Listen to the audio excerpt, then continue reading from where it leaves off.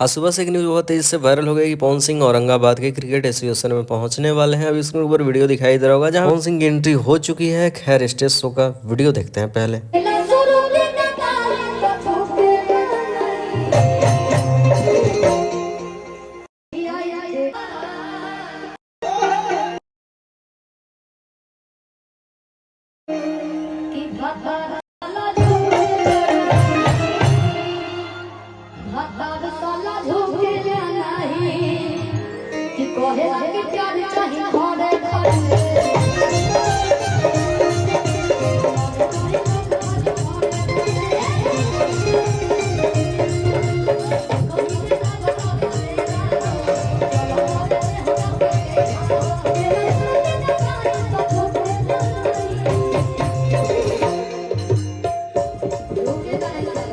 तभी स्क्रीन को ट्रॉफी के साथ शिल्पी राज दिखाई दे रही है। शिल्पी राज का प्रोग्राम रहा, पवन सिंह का होगा।